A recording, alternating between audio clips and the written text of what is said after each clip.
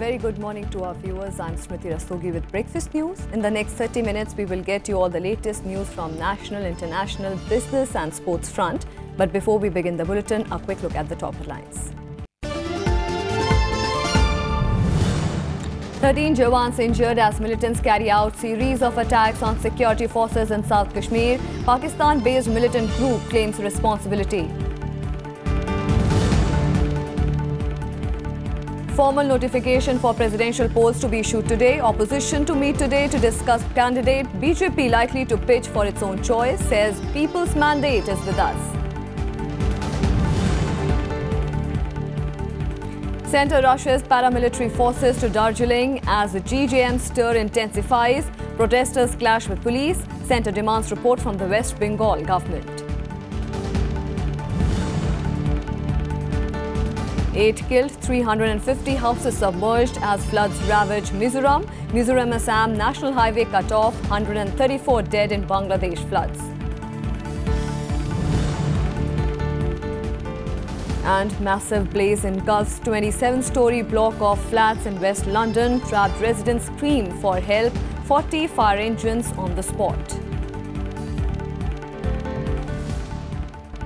And a big developing story coming in from Britain, where a massive fire ripped through a 27-story apartment block in West London in the early hours today. The fire brigade said that 45 fire engines and 200 firefighters had been called to douse off the blaze in Grenfell Tower, which has 120 flats.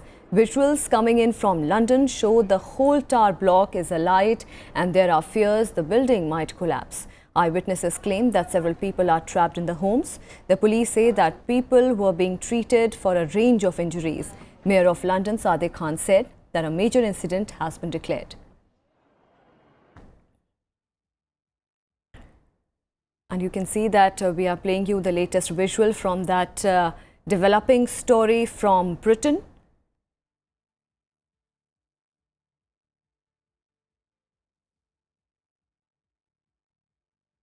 The process for electing India's 13th president will be set in motion today, with the Election Commission formally issuing a notification.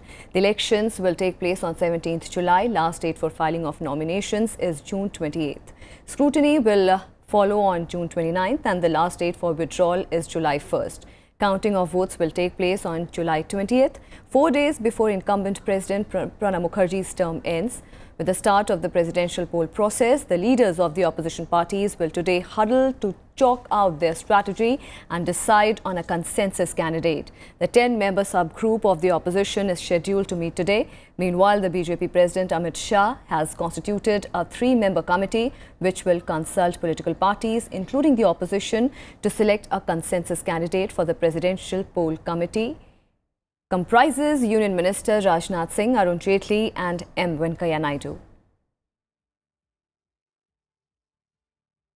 Militants on Tuesday carried out a series of attacks on security forces in Kashmir, in which 13 Jawans were injured and 4 service rifles were looted. The attacks, 4 in South and 1 in North Kashmir, came in a span of 4 hours. A grenade was hurled at CRPF camp in Ladiyar in Tral area of Pulwama district. 10 paramilitary Jawans were injured in the attack. In the second attack, the militants opened fire on the security personnel guarding the residence of retired High Court judge at Achandora in Anantnag district, resulting in injuries to 2 cops. The police chief said the ultras snatched 4 self-loading rifles from the cops posted there. The third attack took place on a CRPF camp at Padgambora in Pulwama, but no one was injured. The militants also hurled a grenade at Pulwama police station, resulting in minor injuries to the policemen. Another attack took place near Bomai in North Kashmir Sopore, but no damage was caused. And with the West Bengal government and Gorkha Janmukti Morcha at loggerheads, Darjeeling continues to boil. The centre has rushed 600 additional paramilitary personnel to the region to assist the administration in restoring normalcy. The GJM supporters, who are demanding a separate state of Gorkha land, on Tuesday pelted stones at the police in various parts of Darjeeling as they were stopped from enforcing their shutdown in the government offices. As many as 6 parties, including the Gorkha Janmukti Morcha and the Gorkha National Liberation Front, have adopted a resolution for a separate Gorkha land state. As the indefinite bandh called by the GJM entered second day on Tuesday, many tourists have been left stranded in the agitation. GJM has asked the centre's intervention. The Home Ministry, which is closely monitoring the situation, has sought a detailed report from the West Bengal government on the prevailing situation. All party meeting में CPRM आया, GNLF आया, गोरखालैंड राष्ट्रीय निर्माण मोर्चा आया, BJP आया, हाँ, भारतीय गोरखा परिसंघ आया, गोरखा जनमुक्ति मोर्चा था। तो आज का मीटिंग काफी सक्सेसफुल रहा है। हम लोग यूनाइटेड हुआ है अपना कॉज गोरखालैंड का लिए।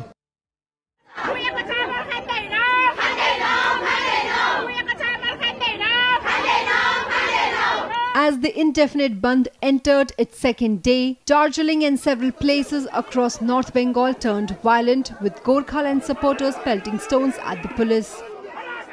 ये तो हमारा बहुत पुरानी मांग है, तो 100% हम लोग सक्सेस करके रहेंगे। तो जी, कितना दिन तक चलेगा आपका ये जो प्रोटेस्ट? ये अब जब तक हमारा गोरखालैंड नहीं होगा, उस टाइम तक हम लोग के प्रोटेस्ट चलते रहेगा। अब तो रोकने वाला नहीं है।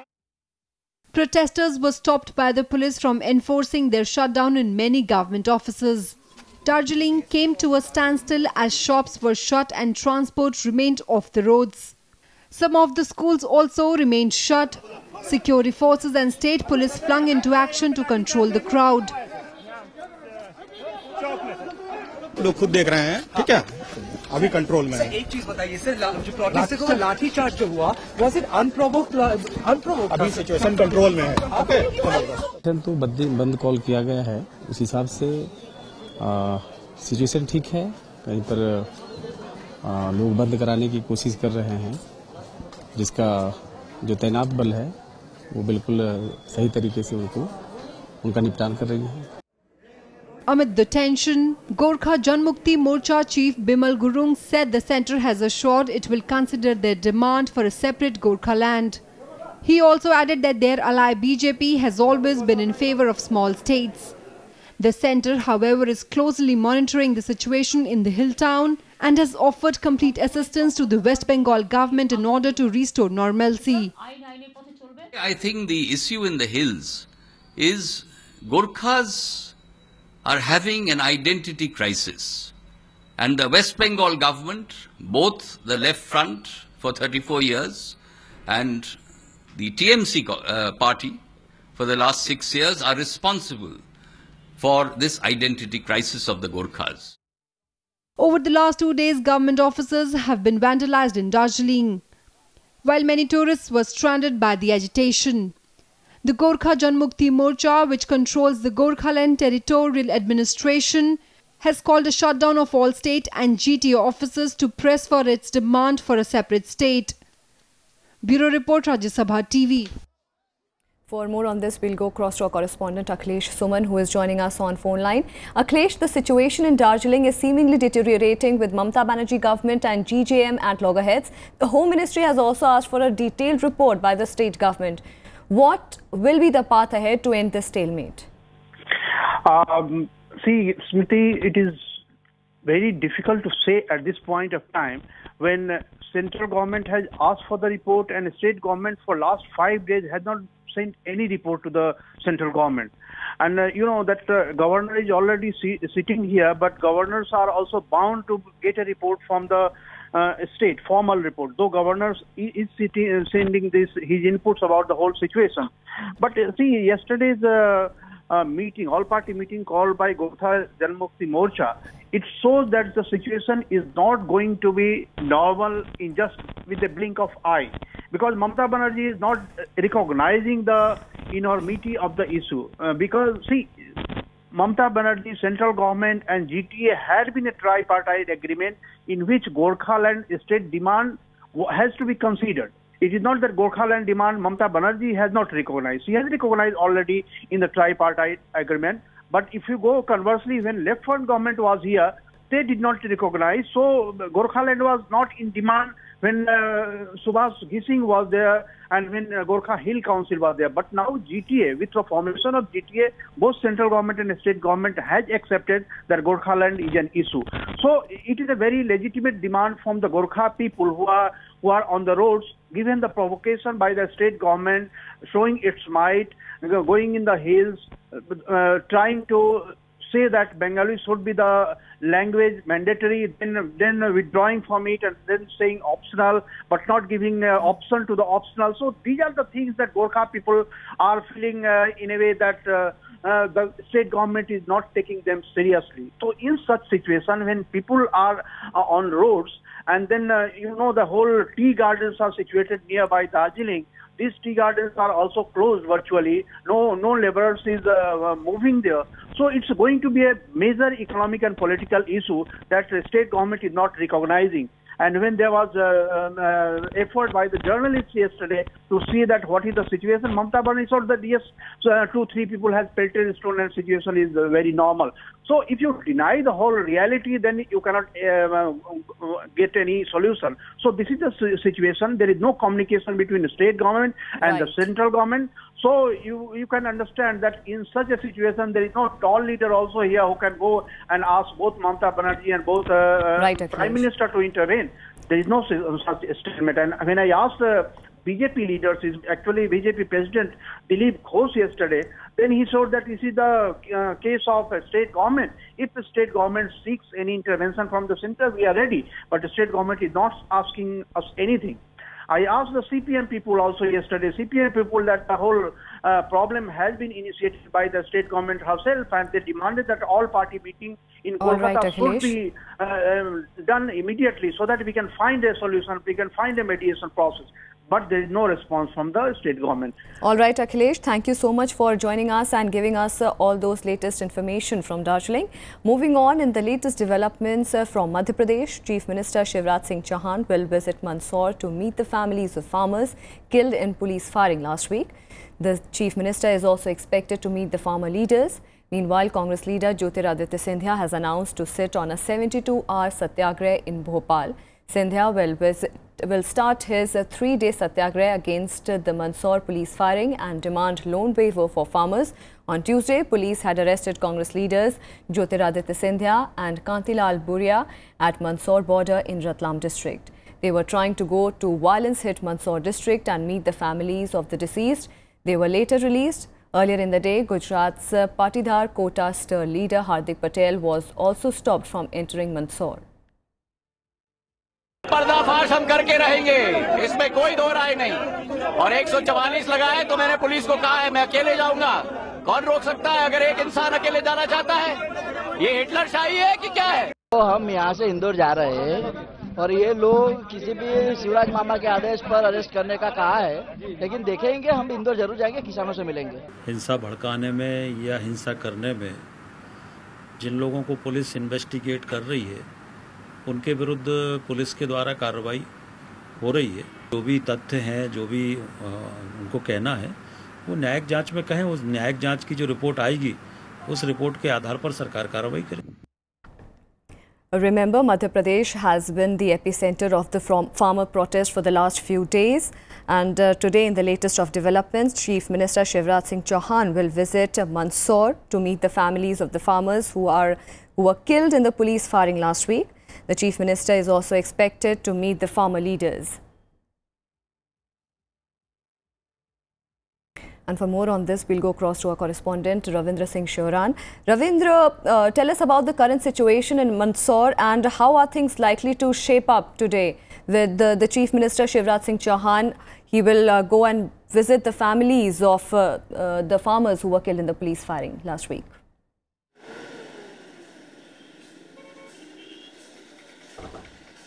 Yeah, good morning. The peace is prevailing gradually in the whole Madhya Pradesh. The Chief Minister is scheduled to visit today amidst the tension, chaos and anxiety. It will take some more time to everybody to get relaxed. The tension is still there in the atmosphere in Mandsaur as the Chief Minister today is scheduled to visit this area. He is going to meet the families of the peasants who killed in the police firing a couple of days back, and he will hand over the check of the money which was announced by him a couple of days back. And on the other hand, the senior leader of the Congress party, Jyotiraditya Scindia, is going to start his 72-hour satyagraha in Bhopal in support of the farmers. But the picture here on the ground is quite different than than what the politicians are claiming. The farmer leaders who has been spearheading this whole agitation, they are still saying that they can't foresee any amelioration of their pecuniary condition in the near future, as the announcement which has been made by the chief ministers are still yet to be realized, and the notification which has been issued post that is quite different than what was said by the chief minister himself. Also, on the other hand, the chaos was the supreme reign in the mandis yesterday. Reason being, the chief minister who has announced that any trader who was found involved in buying the product of a farmer less than the minimum support price will be apprehended and booked under the criminal offence. The traders has been saying that there is no law of such nature, and how can the chief minister announce like this? And they have been agitating since yesterday, and the indefinite strike will continue. In the morning today, the chief minister is scheduled to meet one of the delegation of the traders as well. But on the other hand, the farmers are still continue. The farmers' suicide is still going on. In last 2 days, more than 4 farmers in different districts of the state has committed suicide. Even the home district of Chief Minister Sihor, one of the farmer committed suicide there as well. The Chief Minister and his cabinet team, they have been claiming that this is the best performing team of the ministers and the Chief Minister, who has done a lot of good work for the farmers, and they have just recently also announced a series of welfare program for the farmers. But the ground reality is different. The farmers has been saying that they are not interested how much amount of money has been has been laid off from the credit the debt-ridden farmers, but they have been saying that MSP should be enhanced. This is the main problem the people are facing. That has been given to them.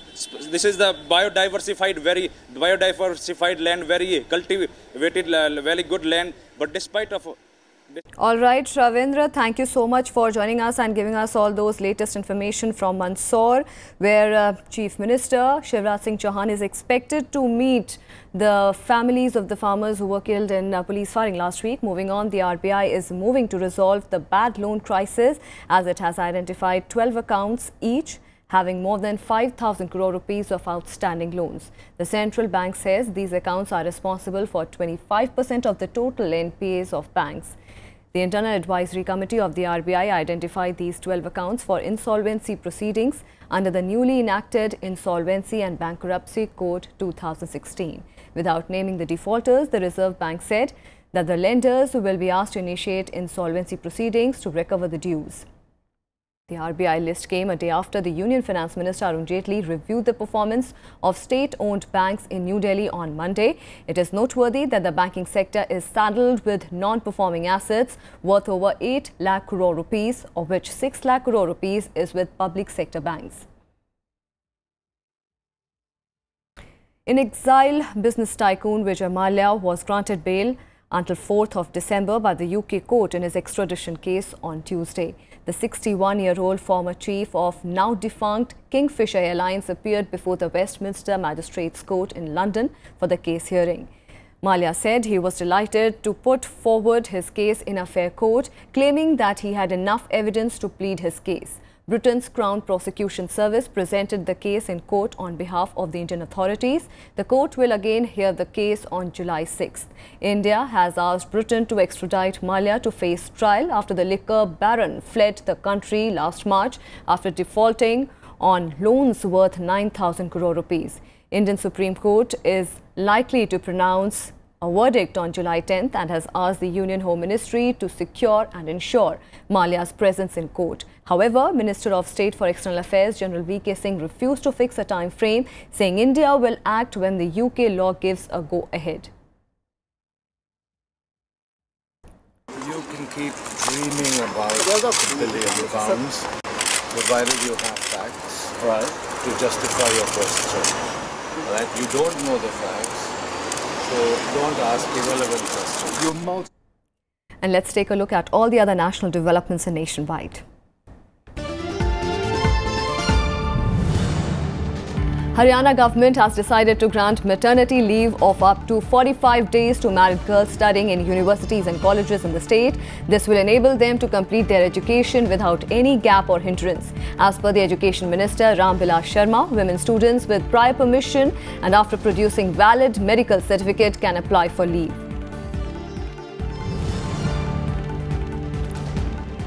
The anti-tank guided missile Nag was successfully flight tested in the desert ranges of Rajasthan. ATGM Nag is incorporated with advanced technology. It has imaging infrared radar seeker with integrated avionics, a capability which is possessed by few nations in the world. The test was carried out by DRDO scientists at Pune.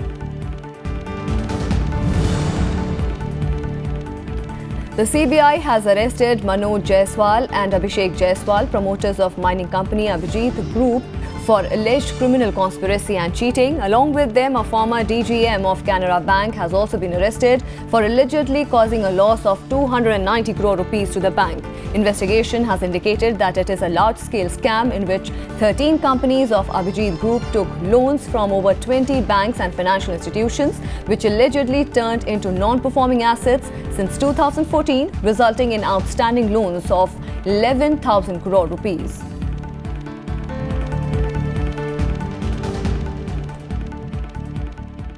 On to some more news. 8 people were killed and 6 went missing in floods triggered by heavy rainfall in Mizoram on Tuesday. Flash floods wreaked havoc in Lungli district, submerging hundreds of houses and disrupting power and telecommunication system. National Highway 54, which links the state with Assam, was also cut off at different places due to landslides in many districts. Schools have been asked to remain closed in the region. Assam's capital Guwahati too witnessed heavy rainfall and massive waterlogging, which threw life out of gear in the city.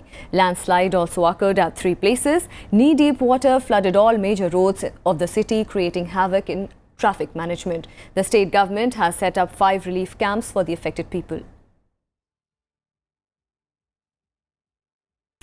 A series of landslides triggered by heavy monsoon rains have killed at least 134 people, including several army officers in Bangladesh. The death toll is likely to rise further as many people remain buried under tons of rubble. According to the PTI reports, the highest casualties are in Rangamati, with nearly 100 dead.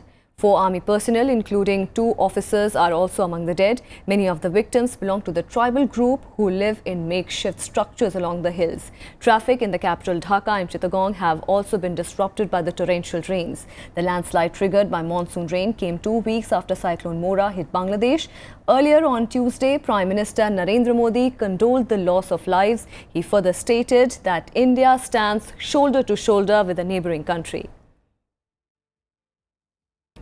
On to some international news. UK and France have decided on a joint crackdown on online terror. British Prime Minister Theresa May and French President Macron, during their meet, shored up a plan to tackle radicalization with the fines for tech companies that do not take action. The 2 leaders also discussed Brexit, with Macron saying that as long as the negotiations are not over, there was still a possibility for UK to change the course of events. After facing terror attacks in recent years, both France and the UK have decided to work together to tackle online extremism.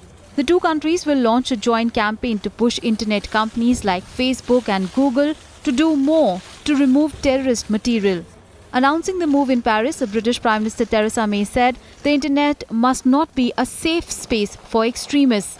This comes as Theresa May was welcomed by French President Emmanuel Macron at the Élysée Palace on Tuesday for a working dinner. Our discussions today have focused on the greatest security challenge our 2 countries face, tackling terrorism and rooting out the extremism that fuels it. Both our countries have, sadly, experienced the horrors of terrorism all too recently. Nous avons décidé ensemble d'aller plus loin ce soir, en travaillant depuis plusieurs jours sur un plan d'action très concret que nos équipes ont préparé et qui ce soir est rendu public. Ce plan d'action concret sera mis en œuvre par nos services. It is Prime Minister May's first foreign trip since losing her majority at the election. During the talks with Macron, the issue of Brexit also came up. Macron said the possibility of the UK remaining in the European Union is an option until Brexit negotiations have concluded. But he said he acknowledged and respected that a decision to leave had been taken by the British people. La porte est évidemment toujours ouverte tant qu'il n'y a pas une négociation du Brexit qui est achevée, mais que la décision a été prise par le peuple souverain britannique de sortir de l'Union européenne. Et moi, je respecte la souveraineté des peuples. And I confirmed to President Macron that the timetable for the Brexit negotiation remains on course and will begin next week. The meeting between Macron and May comes as UK officials gear up for the start of Brexit talks on 19th of June. May says those negotiations would begin on time despite the unexpected election result and the ongoing talks with the DUP to shore up a minority government. Bureau Report, Rajya Sabha TV. Let's take a look at all the other international developments in World Rap. US Secretary of State Rex Tillerson on Tuesday confirmed that US student Otto Warmbier has been freed from the jail in North Korea, but his parents say he has been in coma for a year. US Attorney General Jeff Sessions has denied during a Congress hearing having undisclosed meetings with Russian officials at a Washington, D.C. hotel. He also denounced as an appalling and detestable lie the idea that he colluded with Russian meddling in the 2016 presidential campaign. Sessions repeatedly refused to answer questions about his private conversations with the President Donald Trump. Hundreds of people have fallen ill from food poisoning at the camp for displaced people near the Iraqi city of Mosul. People were said to have been vomiting and suffering dehydration after an iftar meal to break the daily Ramadan fast. As per the reports, more than 300 people are said to be hospitalized. The UNHCR, in a statement, said it was extremely concerned by the events at the camp. In the Champions Trophy, host England will take on Pakistan in the first semi-final at Cardiff today.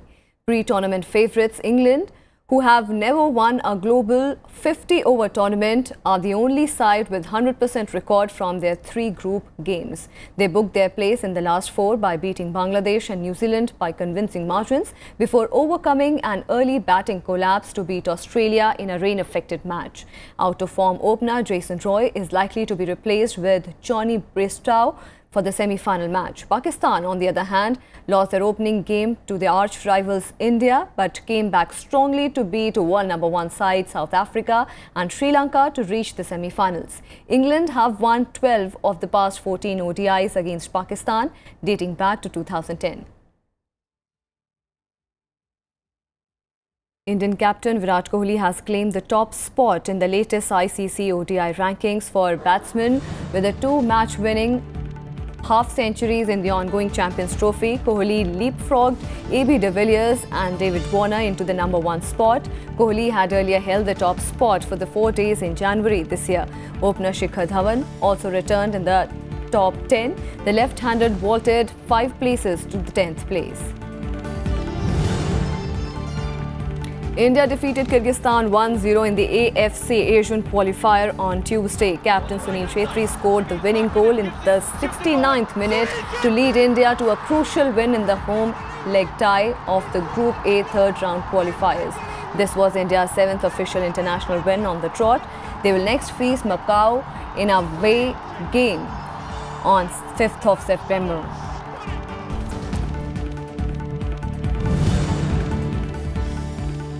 Spanish prosecutors have accused the Real Madrid footballer Cristiano Ronaldo of defrauding the authorities of the millions of euros in tax. Ronaldo is accused of evading tax of 14.7 million euros from 2011 to 2014. However, the World Footballer of the Year, Ronaldo, denies the accusations and has said that he has nothing to hide.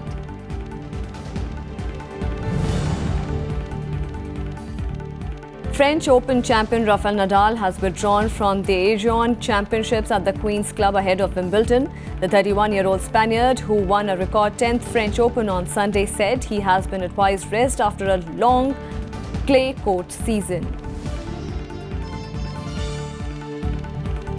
And that's all we have for you in this edition of Breakfast News. Keep watching Rajya Sabha Television.